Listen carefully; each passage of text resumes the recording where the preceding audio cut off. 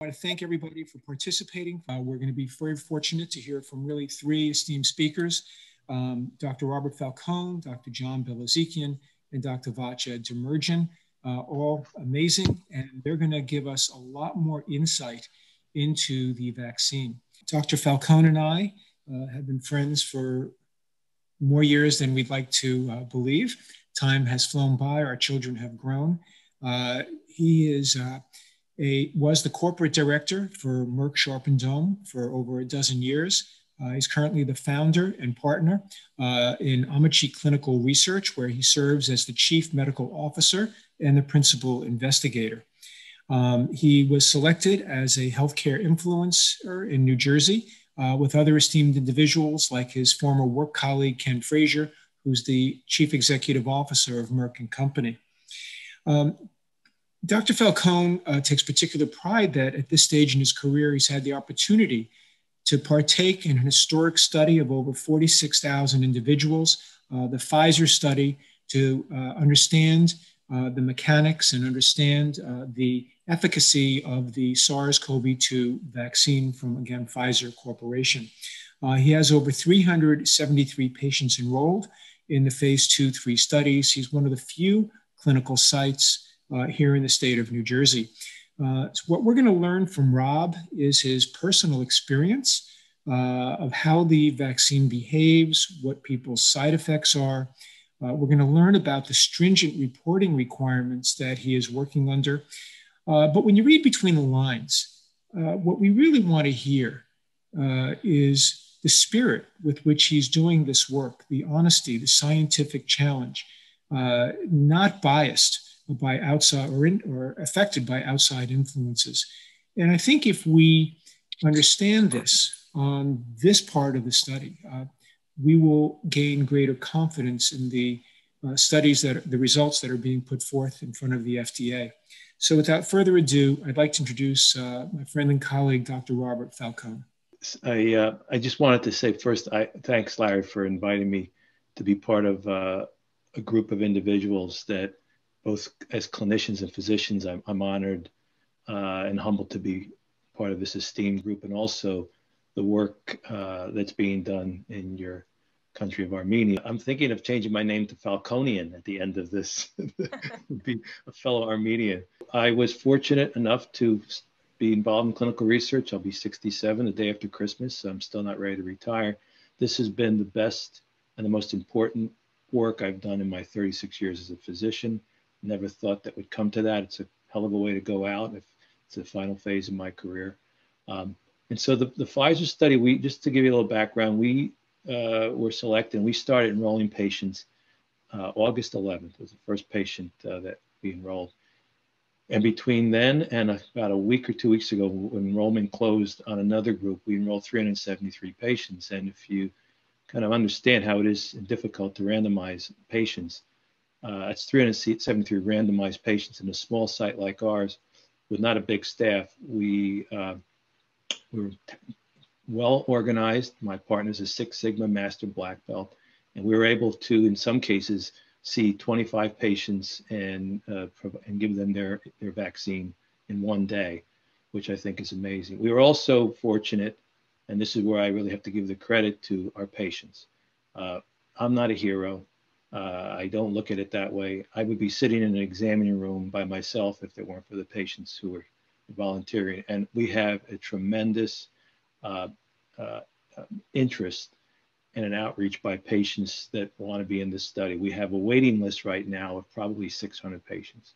And to Larry's point, we're only about, I think we're one of 4 sites in New Jersey for Pfizer, not a lot of sites. We're one of the top, I believe, top enrollers in the Northeast. We're going to probably be doing a lot consistency study, a second one in January for another 125 patients.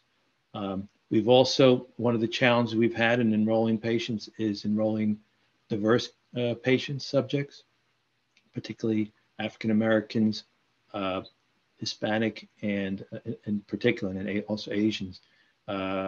Very big bias in those communities, concerns about vaccines from previous history and how research was handled many, many years ago. Tough hurdles to get over. but we've been successful at enrolling 60 minorities within a 10-day period when we were given the task to say we need to increase our minority focus, and we did. Actually, we were on an interview with New Jersey Public TV about a month ago, and one of the patients of mine, who's a African-American female minister in Somerville, was interviewed. I chose her because of her passion, and I think that helps in getting their community and their colleagues and peers to get more informed about vaccines and about COVID, since they've been disproportionately affected in those communities. We were fortunate to be able to do that, and I've learned that going through individuals like that and also religious leaders is a way to really engage those communities. And my point around that discussion was the fact that we have to do this as an ongoing process. This is not an enrollment, oh, we have 60 patients that are minorities, now we're done.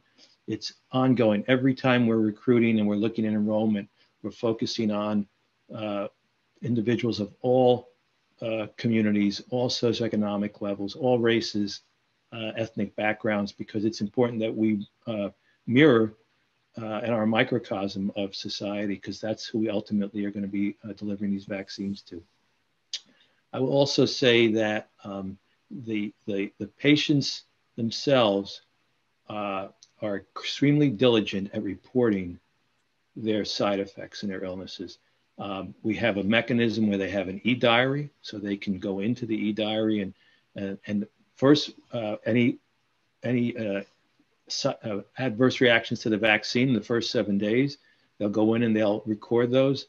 There's a certain percentage or subset of those patients that for the first 7 days had to take their temperature every day, had to measure any swelling or induration in their arm, and had to review all the systemic symptoms.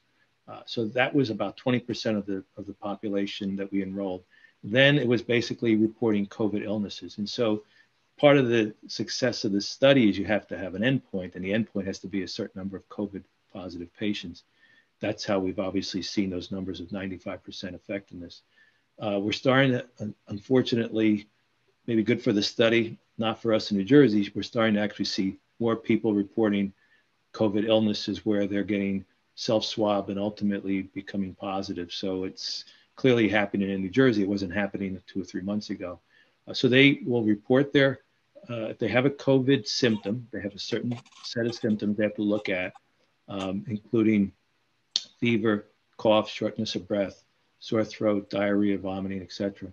They'll have to report that through their e-diary. Comes through an email, and then we contact them. We have a telehealth COVID illness, but that's pretty much just to make certain, confirm the symptoms, and then they will do a self-swab, package it, call a delivery service that will pick it up, deliver it to our site. We send it to the Pfizer laboratories, and it gets evaluated for whether it's positive or negative, that swab. Then we also schedule a convalescent visit in the office in 28 to 35 days from that, so that we can actually see the patient and get antibody testing also. So if, as these numbers will go up, if we have more and more positive cases, you can see how this becomes fairly labor intensive. In addition to the 373 patients, we're doing all this with many of these patients that are having these effects. So we're very diligent at following up on that. Patients are extremely good at reporting their side effects. So I feel very confident in the information that we're getting. They're pretty common, like most vaccines. I mean, they found, I think, the top 2 side effects of the initial data analysis was fatigue and headache, but we'll see, like I said, fever, chills, body aches, diarrhea, vomiting, sore throat, cough, shortness of breath.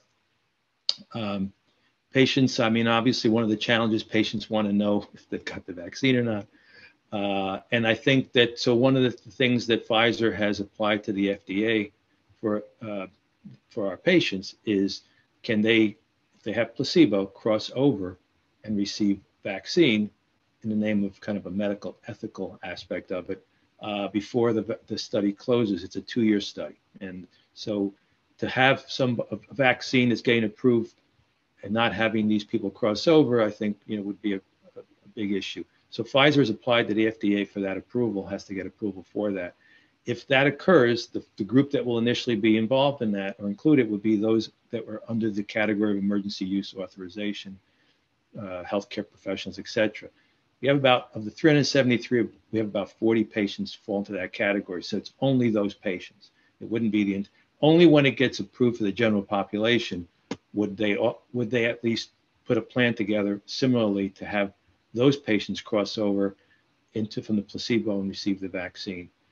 I think that's probably what's going to happen, but I can't say. And clearly the CDC came up with their recommendations. The HHS has to actually approve them of who falls into that category and prioritizing those patients. Obviously, I'm getting emails and calls from patients saying, I think I fall into that category. I have hypertension, or because they obviously want to get the vaccine.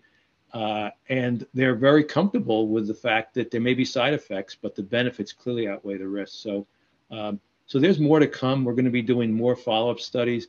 The reason why it's 2 years is pretty obvious too, because of the fact that we want to make certain and see if their immune response, their antibody level is sustained at 6 months, 1 year, 18 months, and then 24 months. So these patients are in for 2 years. We feel there'll probably be some other follow-up studies. There are some other studies that will involve pregnant females. We're not involved in that. Also, pediatric population, 5 to 16-year-olds, will also be another amendment they'll be involved with. And that probably will be at the academic centers. Let me just stop for a minute. I mean, I've covered a lot in a short period of time, but I just wanted to give you a flavor for what it's like being in the trenches and dealing with these patients and dealing with the complexities of the study and the pushes and pulls, and through all of that, forging ahead and truly just looking at the science and the data and not being sidetracked by outside noise or influences that to me are nothing more than distractions and not really allowing us, it doesn't help us by getting distracted. So we're totally focused on the endpoint of getting this vaccine approved into the patient. Great pleasure to introduce our next speaker, another OPPO board member who's contributed so much and is always prodding us to do better and to search for excellence. Dr. Bilezikian has been on the board for several years as a recipient of OPPO's highest honor, and it's a great pleasure to have him to speak about the next level of process that goes on. We heard ground level working with patients. Now we heard that Dr. Falcone has tremendous time pressure to get that data and lock in that data, and the data is monitored. The question is, who is doing the monitoring? And to unmask that process and to give us reassurances that people are really scrutinizing this data with our best interest in heart, we have Dr. Bilezikian. He's uniquely situated to give this talk. For the last 15 years, he's served as chair of the Safety and Data Monitoring Board that develops drugs for osteoporosis and rare bone diseases. He's the Silverberg Professor of Medicine at the Vagelos School of Physicians and Surgeons. He's the Vice Chair of the Department of Medicine for International Education and Research, Chairman Emeritus for the Division of Endocrinology, over 850 peer-reviewed articles, numerous prestigious academic awards. It really gives me a great pleasure. It's an honor to introduce our friend and colleague and board member, Dr. John Bilezikian. That's to thank Rob so much for giving me a lot of insight into the trenches and how these vaccines and drugs are developed in general and specifically with regard to the COVID virus. Just to tell you how fast this field is moving, I heard today that even though the Pfizer vaccine has not been approved in the United States, the health workers at Columbia, they are preparing, they even have the site, they're even ready to administer the vaccine as of December 15th to the frontline workers and the healthcare professionals. This is 10 days from now, which is really spectacular. So the notion that we didn't even know about this virus a year ago to having at least one vaccine that may well be available in the next 2 weeks and then thereafter to many other individuals is truly spectacular. Larry asked me to discuss a matter that a lot of people are concerned about, and that is how is the safety of these vaccines or any drug insured in the process that ultimately leads to FDA approval. And I'm going to show a few slides. I hope I won't take too much time because we have a lot more to do tonight. But I want to first disclose, I have disclosures in this regard in terms of my work as a consultant, speaker, and investigator with these companies, as well as NIH grants. But with specific reference to tonight, as Larry mentioned, I have served as a chair for the Data and Safety Monitoring Board literally all the time for the past 15 years, not full time, but I've been doing this work for Radius, for Amgen, and most recently for Regeneron. I do not conduct any research for these companies when I serve as DSMB chair. I have never invested privately in any drug company and do not know anything about how my pension funds are invested. And for Regeneron, the DSMB for which I now serve as chair, that particular project is not related in any way to the development of the antibody that they have developed against the SARS-CoV-2 virus. So what I'd like to do is to cover this information and give you a sense of what the DSMBs do and how they ensure the safety of these products as they are being developed. First, what's the purpose? The purpose is to monitor the development of drugs for human use. And generally, these boards become activated either in phase 3 or in studies that might be bridging phase 2, phase 3. DSMBs are primarily concerned with safety, but they also monitor efficacy. The selection of the DSMB is made by the pharmaceutical company. The pharmaceutical company selects people who are thought to be highly respected biomedical investigators with a strong track record of truly impeccable credentials. We are really, they look into everything we know, or more than we know, to make sure that we're the right people.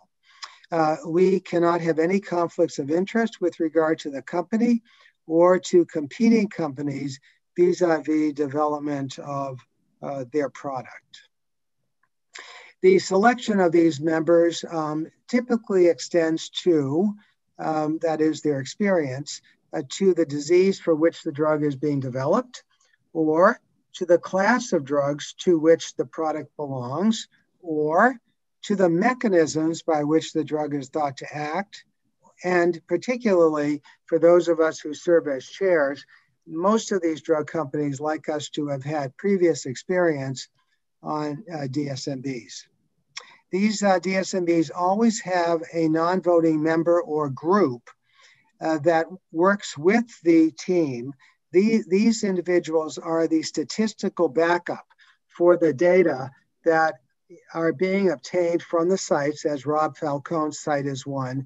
The data gets downloaded almost instantly to the company's data shells, and then they get transferred almost immediately to the data shells that we set up, and those are monitored by the statistical team that is part of the DSMB, but do not actually have voting rights. We set up a charter that sets the rules as to our responsibilities and our accountabilities. And once we are constituted, then a firewall is established. Then we become an independent body. We operate in confidence, and we are completely separated from the pharmaceutical company. I have no discussions with anybody in the company as it relates, unless it relates specifically to a need to deliver a message. We, again, do not engage in any other way with that company apart from that service for the duration of our term. And most of these DSMBs are active for a minimum of 3 years, usually up to 5 years. Again, as I said before, we are not allowed to have any official connections, whether they be research grants, consulting, speaking for a period of time that may even extend after the length of the service. I remember with some, I guess it would be called bittersweetness, about a great idea I had for Amgen when I was serving as a DSMB for Amgen for Prolia that was eventually approved. Anyway, I had this great idea, and I made the mistake of going to them and saying, "Gee, I have this great idea." And they said, "We can't talk to you about this great idea. Come to us back in 5 years." And by that time, they had taken my idea and had run with it. So you have to be careful on both ends. The operational aspects, we meet regularly, depending on the timeline of the project and how quickly data are being acquired. And Rob could probably tell us that I bet the DSMBs for vaccine development they're probably meeting much more frequently than the typical period for us, typically about every 3 months. Again, at previous time, we met in person, but of course these days we are not meeting in person. We meet by Zoom or teleconference. And again, these meetings are extremely private. There are all kinds of firewalls that are set up so that no one is allowed to be participating in these conversations unless authorized. In addition to the scheduled meetings, we will meet ad hoc whenever we have to. And I'm involved in a project now that has had the need for several emergency ad hoc meetings because of unforeseen developments that require immediate attention.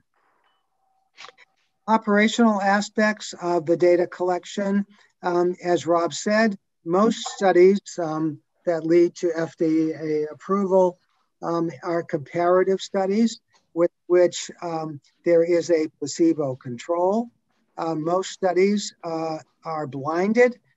We say they're double blinded, which is to say neither the investigator nor the study subject knows what arm they have been assigned to. So when we say the most frequent side effect is headache or nausea, vomiting, in the context of what Rob is saying, that's the whole group. He has no idea whether these side effects are occurring in the placebo group or in the drug group. And I have been an investigator, not as a DSMB member, but as an investigator for a site where patients have told me, "Doctor, I know I'm on study drug because I'm having this side effect, that side effect." And I was blinded, so I had no idea. I said, "Well, we'll find out in the end." And it turned out that person was taking the placebo. So you could be fooled. Now, as far as the DSMB does not have to be blinded. They can vote to be unblinded so that they know what group is taking drug and what group isn't. And it's very interesting. Every DSMB that I have been on, we have voted to be unblinded. And we have felt that this is important. Now, once you unblind yourself, of course, you have to be even more careful about the confidentiality of the data that you're seeing. And I mentioned before, and Rob mentioned this before, data now are being acquired electronically, instantly downloaded into data sheets that are set up beforehand.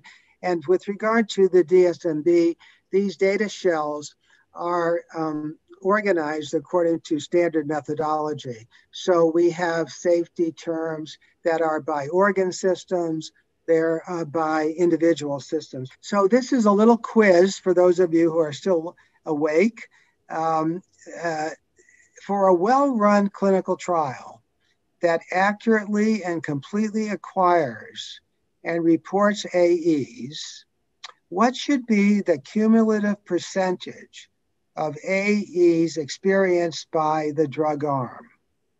If you put all the AEs together as they're reported as by the patient and then logged in, the percentage of adverse events that should be experienced in both the drug arm and the placebo arm, that's going to be the next slide, is 100%. And if you don't have 100% AEs, your study may not be as well run as you think it is. So this may seem weird, but people get headaches. People get a runny nose. People stub their toes. People get indigestion. Every one of these reports is an AE. Now, it may have nothing to do with the drug, but it is reported as an AE. And with the placebo arm, the same thing. A well-run clinical trial will report close to 100% adverse events. Now, and a serious adverse event, we call it an SAE, is defined by an event that occurs during the study, and it's associated with a life-threatening episode, a major change in the patient's health status, hospitalization, or death. Different from an adverse event, serious adverse events occur, of course, much less frequently, but many studies will report an incidence of SAEs of in the neighborhood of 20 or 25%. In terms of a serious adverse event, of course, everybody is alerted, the study site, the pharmaceutical company, the DSMB, and then there is an independent preliminary judgment as to whether or not that serious adverse event may or may not be related to the study drug. Since the sites are blinded, they have no idea, but if it is the study drug, they have to make some kind of a judgment. This judgment is also made by the pharmaceutical company, but again, the pharmaceutical company is blinded, the study site is blinded. The only ones who really know what's going on in terms of SAEs until the study is unblinded are the DSMBs if they choose to be unblinded. Serious adverse events are regularly reported, of course, and deaths are immediately reported to the company and to the DSMB. And this often triggers an emergency ad hoc meeting of the DSMB, particularly if there is some concern that that might be related to drug. We report regularly our findings at regular interval, and our report has to be delivered to the drug company within 24 hours. And it's a very simple report. I'm sorry, before I'm getting ahead of myself a little bit. The report is based upon what we learned from the meeting, namely how the enrollment is going, how the data is being collected with regard to the assignment of groups, AEs and SAEs. And then the meetings then are associated with what we call an open meeting, where we talk about the data in a blinded fashion with the drug company. Nothing is discussed in terms of the drug, but just what the data is in terms of what I've just shown you.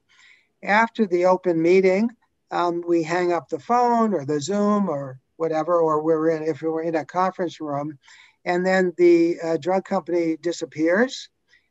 We get a new password, we establish a new firewall, and we have our closed session in which we have a much deeper dive into the data. And after we have that meeting, we report to the company's liaison formally, and we have one of four choices. We tell them to proceed with the study without modification, to proceed with recommendations for more information if something has happened and we need more information. If it's a very serious issue that we think might be related to the drug, we could put the study on hold. And actually, the DSMB has the power to terminate a study. The study would be terminated with regard to safety if it becomes clear that the drug is associated with an adverse event that is believed to be associated with the drug, such that the risks outweigh the benefits. The other reason why a study may be terminated, and this is particularly relevant to what Rob said, is when efficacy data become available and compelling, and it is clear and statistically evident that the drug is both safe and efficacious, and that to continue the study would disadvantage those assigned to the placebo group. And this is exactly what Rob is talking about. It's a real challenge because if you terminate a study and you lose the placebo group and allow that placebo group to get drug, then you've lost a very valuable group for which you would have wanted to monitor them over time. So this is, I think, my last slide. Just to conclude, I hope what I've covered gives you some assurance that the process by which vaccines and drugs are developed is really very, very rigorous. And the question to Rob, will you take this vaccine when it becomes available? And he said, of course. If you asked me the question, I would say, yes, of course.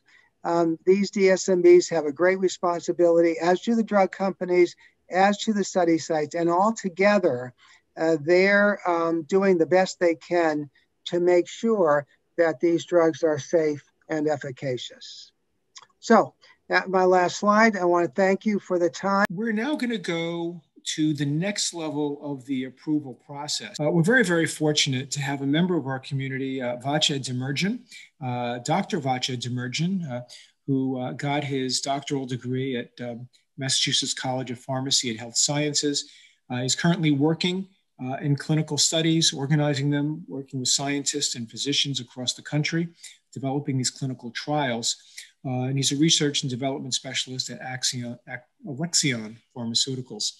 Dr. Demirjian, thank you so much for joining us this evening and sharing your information about the next process of approval and where we are today. Thank you, Dr. Najarian, for the introduction and for inviting me here today. As Dr. Najarian mentioned, I do work in research and development, but the following presentation is meant to be educational in nature.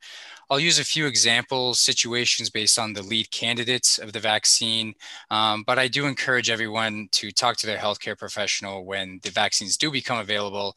And special thanks to the previous two speakers, and I hope to follow along with my presentation. So my job today is to review the FDA approval process and what really goes into getting a drug or a vaccine approved. We'll also spend some time talking about safety, as that has been shown to be a major concern amongst the general population about these vaccines. And we'll spend some time talking about the post-marketing evaluations that are going to be done as well. And lastly, newer information is being released every day. So I'll share some tips and tricks to stay up to date so that you can make the most informed decision in the coming months when the vaccines do become available. Now, unfortunately, in the United States, there's a lack of confidence with vaccines, and there are multiple reasons for this. There's the spread of misinformation on social media. There's the whole vaccine could potentially cause autism debate, which experts and researchers have repeatedly said that there's no data to support this association. If anyone has any questions or would like to learn more, I'd be more than happy to talk offline about this topic. And usually when people hear vaccine, they think the flu vaccine. And Dr. Najarian pointed out that approximately 50, 60,000 patients every year could get the flu, and not only get the flu, but die from the flu or complications related to that flu. And it's a preventable disease. But we can't forget what life was like before vaccines were available. And I have an image here, it's a couple years old, but we can see that on the left how many patients were infected on an annual basis in the 20th century with each of these diseases. And you could see now with the advent of vaccines, in 2010, this is when this report at least was produced, we had 0 cases of polio, 0 cases of smallpox, minimal numbers on some of these other diseases. And really, the only time we hear about polio is in textbooks because vaccines have done such a good job at eradicating preventable diseases. Unfortunately, there's also a lack of confidence in the government or the FDA currently. There's been questions, how could the FDA approve a vaccine that was developed so quickly? And we hear these companies' names in the news all the time. Pfizer and Albert Bourla, who has 2 doctorate degrees himself, Noubar Afeyan, who's a household name, not just in the Armenian community, but across America. Then usually the news highlights what the White House has to say about any updates with these vaccines and what that might mean for approval. But what I'd like to share tonight is that this is a highly complex, rigorous process, and there are many pieces in the FDA approval process. And there are many scientists involved, multidisciplinary committees, physicians, et cetera, that are all working to evaluate and bring this potential treatment to the general public. So just for background, for those of you that are not familiar with the FDA, it is a division of the Department of Health and Human Services, just like the National Institutes of Health or Centers for Disease Control and Prevention. There are also several offices under the FDA, and their main goal is to really advance the public health by speeding innovation that makes medical products more effective, safer, and more affordable, and also help the public get accurate science-based information. So the FDA is this regulatory body that eventually approves or denies a drug, or a vaccine in this case. But as I said, there are many subject matter experts that are evaluating these drugs along the way. The FDA has their own advisory boards as well. They're actually publicly available. So if you'd like to listen to any of these advisory board meetings, you can go online. Dr. Najarian mentioned December 10th is the next meeting with the FDA, and you can actually stream it on YouTube or Facebook if you're interested. So let's spend some time talking about the vaccine development process. We have here, let me get my laser pointer. We have basic research, discovery, and preclinical studies that all happen before we even get into humans. So preclinical really means we're talking about animal models here, and companies develop the manufacturing process, the pill, is it an infusion, evaluate the safety and efficacy, toxicology reports are produced, and then they submit all this data to the FDA with what's called an IND, or an investigational new drug application. And this compiles all that information, and the companies also have to present their thoughts on how they would go about in human studies, in clinical studies. So the FDA either accepts or rejects that application, and if they do accept it, they give the okay to move on to humans. Then we have these 3 green arrows here, which represent clinical studies, and we have our phase 1 studies, which are focused on safety and tolerability in human patients. We're always thinking about safety here, and so these usually have about 20 to 100 patients involved. Then we move on to phase 2, and this is where companies determine, is this the right dose that we should be using? Is the drug actually going to be effective in the population that we'd like to see it effective in? Do we need to make some adjustments? And then we move on to phase 3. And this is really where pharmaceutical companies develop or try and develop a placebo-controlled, blinded, randomized study. Where we give half the group the real vaccine, we give the other group a placebo, and let's see if there's a significant difference in response between the 2 groups. The patients don't know which ones they're getting, as my colleagues alluded to in their presentation. Sometimes the investigators don't know which patient is receiving which vaccine. So everyone's blinded, and the companies then evaluate at the end, when they do their analyses, was there a statistically significant difference between the 2 cohorts. At that point in time, the companies also submit a biologics license application, or a BLA, to the FDA to review. And these are thousands and thousands and thousands of pages long, compiling all the data that they have available, every lab value, every blood test that was recorded, and every patient. The first speaker had mentioned the rigorous data that, what level of evidence they have for these adverse events that occur, and how detailed they can be. So lots of information in those BLAs. And we'll come to these next 2 arrows on the next few slides. But what I'd like to also highlight is this image right here. And this is a sample of the drug development process, very similar to the vaccine development process, but I like this infographic for a couple reasons, because it highlights a couple points. For every 10,000 compounds that are currently in development, after years and years of research and clinical trials, animal models, human trials, the average is only about 1 out of that original 10,000 compounds ever get FDA approved. So by no means is the FDA approving every application that they see. There's very strict processes, multidisciplinary teams, again, evaluating the robustness and the pharmacovigilance data and the safety information. By no means is it one person looking at a summary and deciding if a drug should be approved or not. The other thing I'd like to highlight is the size of the typical phase 1, 2, and 3 clinical trial. Usually phase 1s are smaller in nature, about 20 to 100 patients. Phase 2 is a couple hundred patients, and phase 3 can be 1,000 to 5,000 patients. Dr. Bilezikian mentioned he's been in trials that have 7,000 patients. When we're looking at Moderna and Pfizer with these vaccine trials, they have 30 to 40,000 patients enrolled, which are massive, massive numbers, which is more reassuring when we look at that data set versus a trial that might only have 1,000 patients involved. I'd also like to highlight a few points about clinical trials specifically. We have these few arrows up top reminding ourselves of the phase 1, 2, and 3 studies, a star here for the FDA approval. And I also have another arrow here about phase 4 surveillance, and we'll be getting into that in just a moment. But the FDA is very transparent with the clinical trials that they conduct. There's actually a website called clinicaltrials.gov, which lists every single human clinical trial that's in development, even previous ones from many years ago. And they publish information with cooperation from the pharmaceutical company, and they tell you, this is what we're studying, this is how many patients we're looking for, this is the endpoint that we're looking to evaluate, and these are even the hospitals that we are partnering with for the clinical trial. Which brings me to my next point.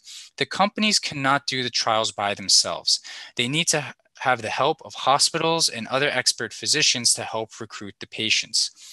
And before a patient is even enrolled into one of these trials, the hospital has to review the protocol themselves from the pharmaceutical company. And every hospital has this committee. It's called the Institutional Review Board, or IRB committee.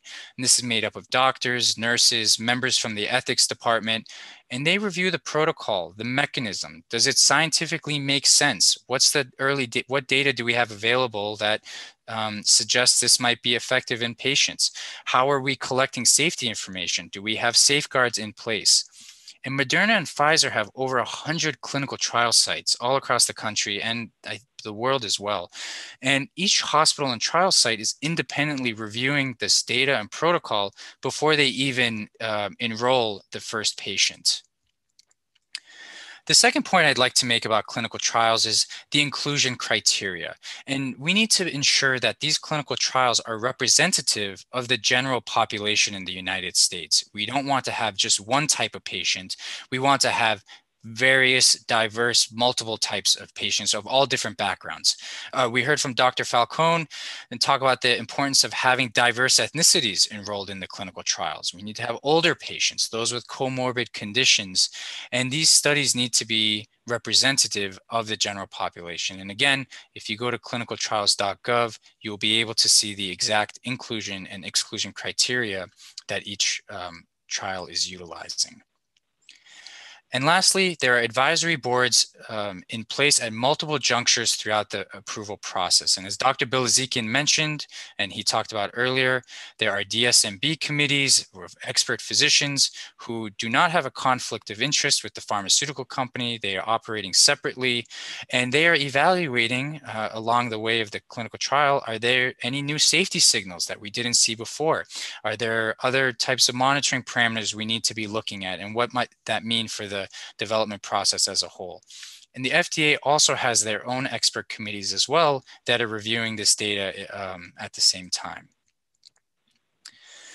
I'd like to just switch gears for just a moment and spend some time talking about safety and side effects.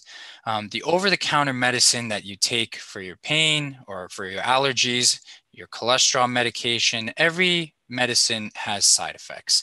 But we need to keep in mind that when the FDA approves these medicines, the overall benefits outweigh the potential negatives of that medication. And that has to be the case for FDA approvals as well.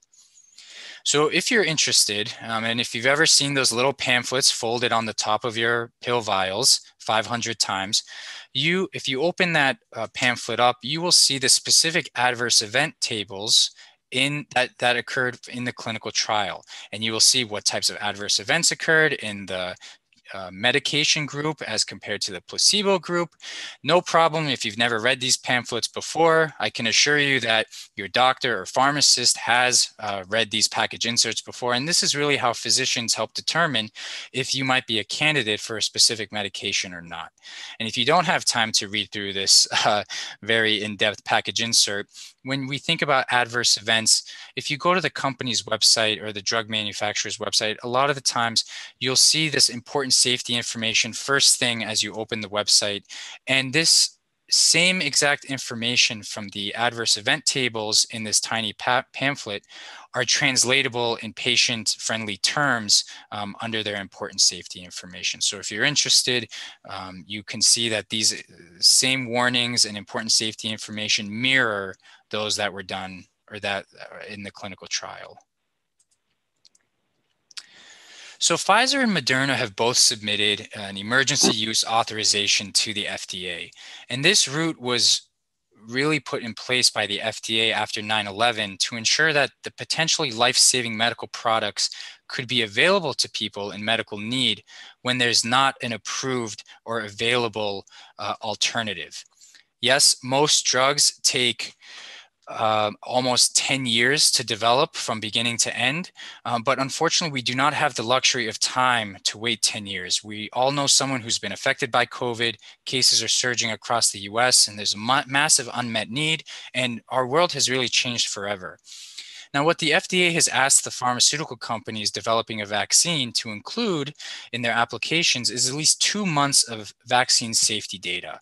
And the rationale for this 2 months is because when you look at the events, other vaccines that are on the market, any adverse event that typically occurs, whether they be mild or severe in nature, tend to present within the 2-month window from the last injection. And we heard from Dr. Falcone that at least early information suggests that these adverse events might only be present for the first 48 to 72 hours. So there is that window of time that the FDA is evaluating, but we are by no means done compiling the safety data after that. The FDA is partnering with these companies to ensure that there's appropriate surveillance after the vaccines are approved. And this is called phase 4 surveillance.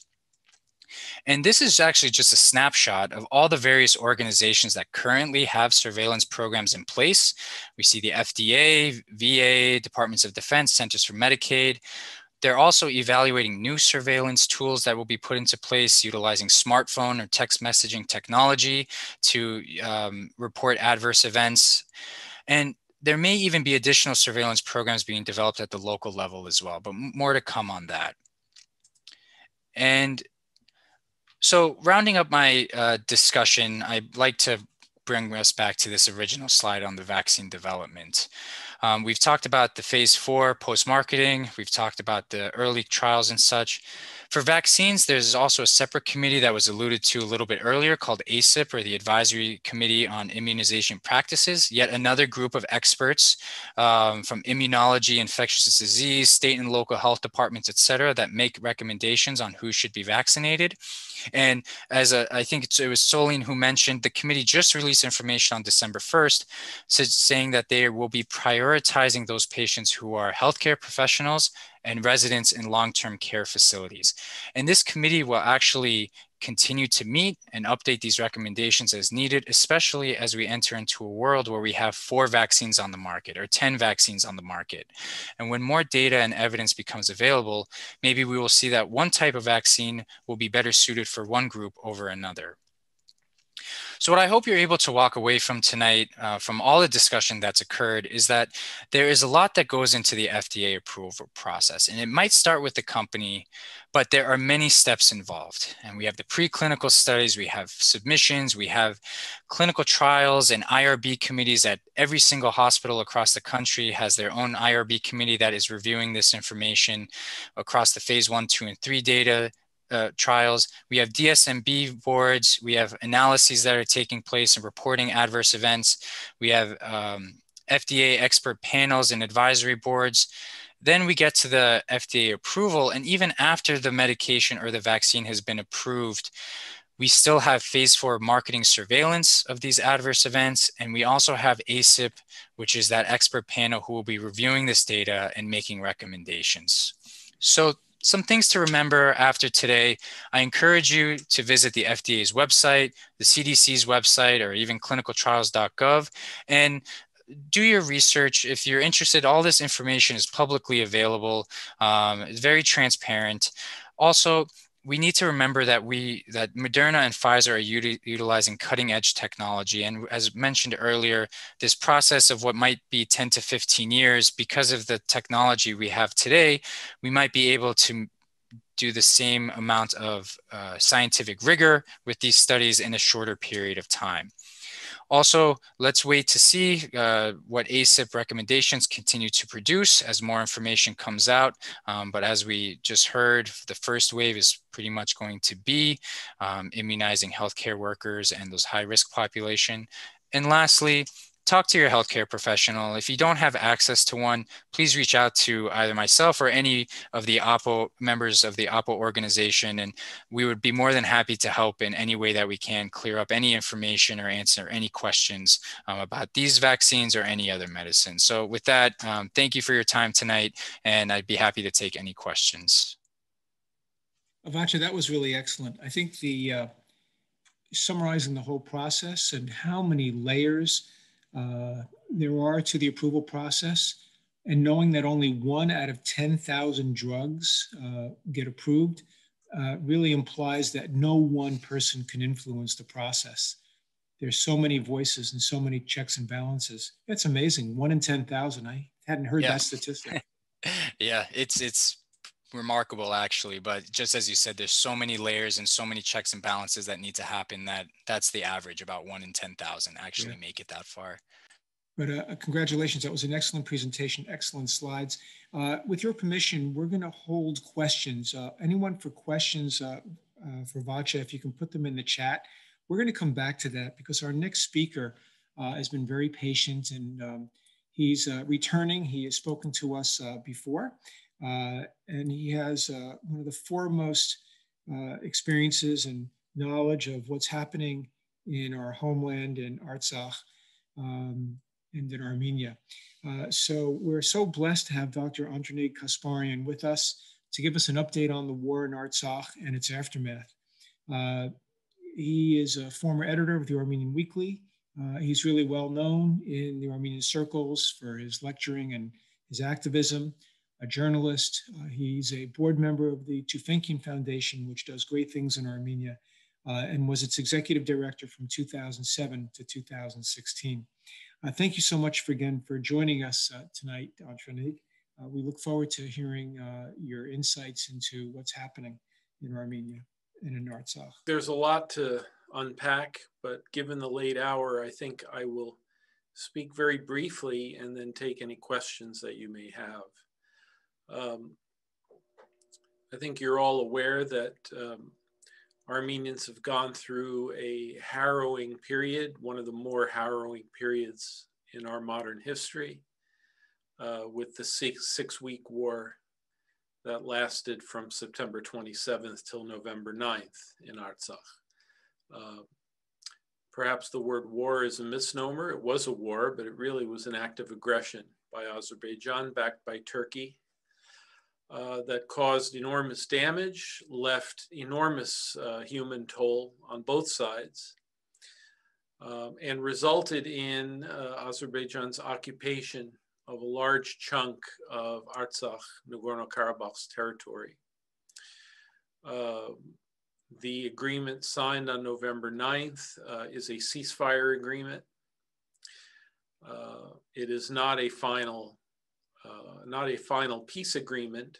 So I think there are a lot of terms that need to be discussed regarding territories, return of IDPs, internally displaced persons, access to historic monuments, access to land.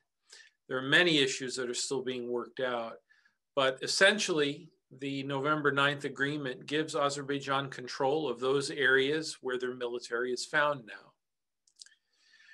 That includes territories found outside the old Soviet Karabakh borders, as well as several territories within the old Karabakh borders, specifically the Hadrut region in the south, which has been inhabited by Armenians for centuries. That's gone. Shushi, which has great symbolic importance for Armenians. It has included at times an Azerbaijani Turk minority, but is also historically an Armenian inhabited land. That is gone. And parts of northeastern Artsakh, the villages of Talish and parts of Madaris are also occupied. There's still quite a bit of confusion about what is and what isn't. For example, unfortunately, now with the explosion of social media, unfortunately, the amount of misinformation and sometimes disinformation has greatly increased. So until December 1st, which was the deadline for evacuation from the Lachin Kashatagh province, till the last day, people were uncertain whether they could stay or had to leave certain towns along the Lachin corridor, that strip of land that connects Artsakh to Armenia. The official decision is that those living in Pertsor, the town of formerly Lachin, Aghavno and Nerkin Sus are to stay. But until the last day, people were confused and some evacuated or felt insecure and left. The primary guarantor of Armenian lives and Armenian security is Russia, Russian peacekeeping forces that came in very swiftly on November 9th and the days after, and have set up shop along the Lachin corridor in disputed zones in pretty much every region of Artsakh now. The situation on the ground right now is difficult. A lot of infrastructure has been damaged or compromised. Interestingly, the capital, Stepanakert, has suffered damage, but probably the least civilian damage. Much greater is the civilian damage in outlying provinces, Askeran, Mardakert, and especially Marduni, where a lot of reconstruction work has to be done. There's a housing crisis right now, and our team, actually, Tufenkin Foundation team, was in Artsakh last week looking at how we could be most effective. And one area, of course, is housing, not just fixing up and renovating houses, but developing housing factories, if you will, prefab housing factories that can generate quickly in short order, medium to high grade housing for people to live in. And then, of course, we have to decide where to resettle them because many people are without a home now. Many are homeless. We have a refugee crisis. Tens of thousands of Armenians are in Armenia proper. Some have come back to Artsakh during the last 3 weeks. I would say upwards of 20,000 that evacuated have come back. Many more are reluctant to come back for different reasons. In some cases, people have been injured and are undergoing different kinds of treatment in Armenia. In other cases, people simply feel unsafe or insecure, even with the Russian peacekeepers there. And I think it will take a lot of effort to instill confidence in people to return, which, if we're to salvage what's left of Artsakh, it is essential that people return. There are a lot of medical problems. I'm sure many of you are aware of them.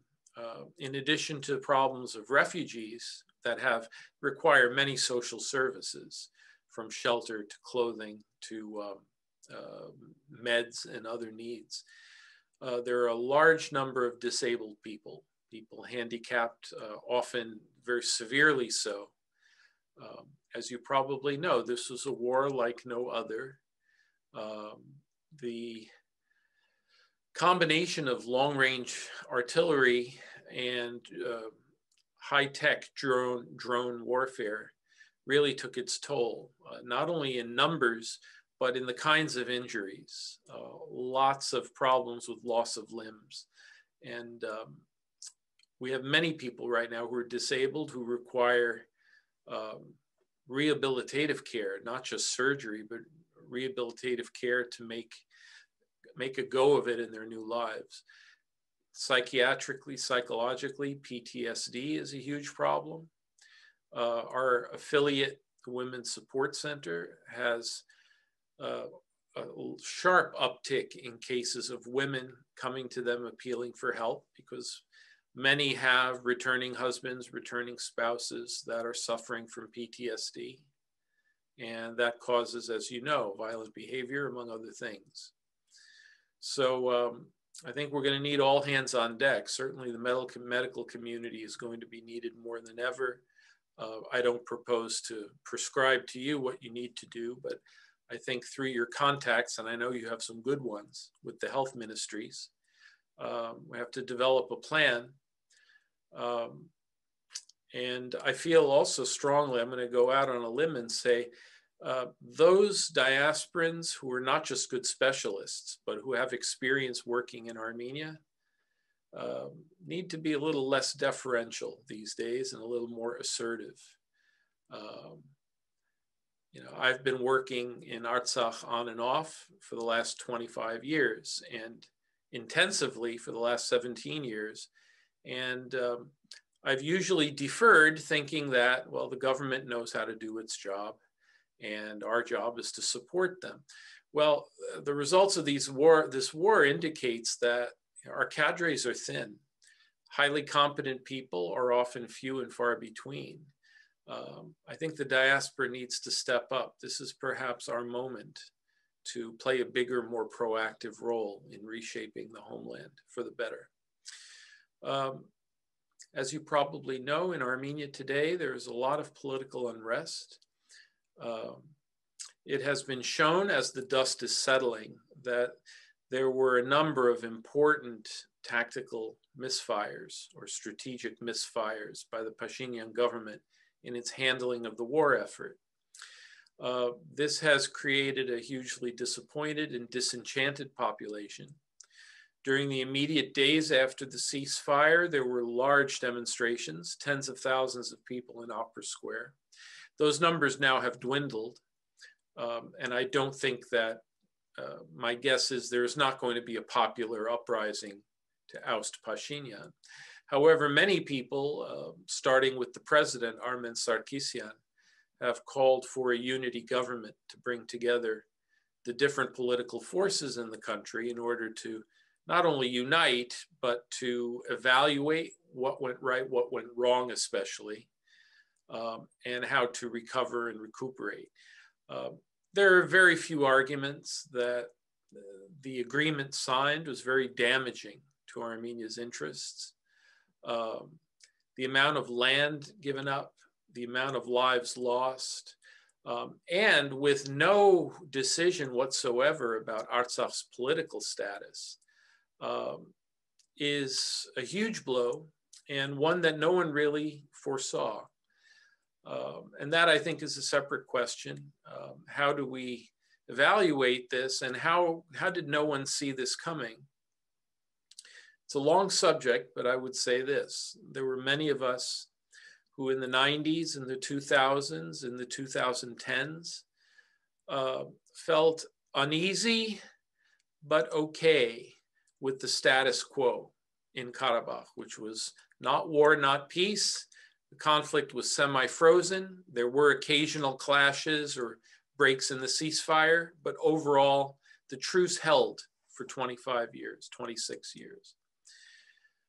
This was based on an assumption that held true for a while, but holds no longer. The assumption was that we operate in a post-Soviet space. As long as Artsakh was situated within a post-Soviet space, we could imagine this sort of limbo continuing for a while, and it did. Post-Soviet space means that the constituent republics in the Caucasus, Azerbaijan, Armenia, Georgia, periodically will act up, will sometimes growl at each other or even fire shots at each other. But the regional hegemon is Russia, and Russia, as the referee, steps in, separates the sides, and restores order. In this formula, Russia actually has found it quite convenient to just kick the can down the road and keep the issue unresolved. The problem is that the post-Soviet space equation fell apart several years ago, and people were either unwilling or unable to recognize it. How did the formula break apart? It broke apart with the resurgence of Turkey as an expansionist power, contending for influence outside of its borders in all directions, but in this case, competing for influence in the Caucasus. When this became not a post-Soviet space, but an interzonal issue, with Russia squaring off against Turkey for influence, it became a different ballgame. And some say that the turning point was in 2016, when the failed coup in Turkey gave Erdogan the opening he wanted to consolidate power and establish essentially a dictatorship, an authoritarian regime that is fiercely aggressive and militarized. Others say that the proof was later in coming, that it's only been the past year or two where we've seen joint military exercises and troop movements between Azerbaijan and Turkey. But clearly by July, when Azerbaijan attacked Tavush in northeast Armenia, it became abundantly clear that Azerbaijan actually is not running the show, that Turkey is running the show. Turkey is a NATO power with a large, well-equipped army, with skilled officers. And fighting a full-scale war against Turkey is nothing like fighting Azerbaijan. And apparently, the top echelon of Armenia's military command did see this, did recognize this, and this is only coming out now. Recommended to the prime minister that we probably would not be able to hold out long in a full-scale war with Azerbaijan backed by Turkey. And the recommendation was that he find ways of opening up channels. Unfortunately, that did not happen or was not effective. Sorry, Antonin, sorry for interrupting, but this happened prior to September 27th? Yes. This is now, I'm talking about July. Okay. If I can speak in the first person, I would say this, and I apologize for sounding a bit bold.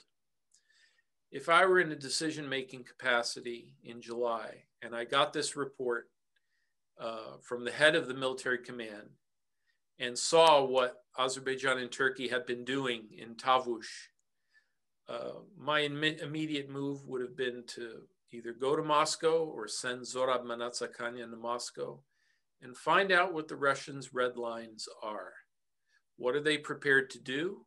What are they not prepared to do in case of attack led by Turkey? Evidently, that discussion didn't happen.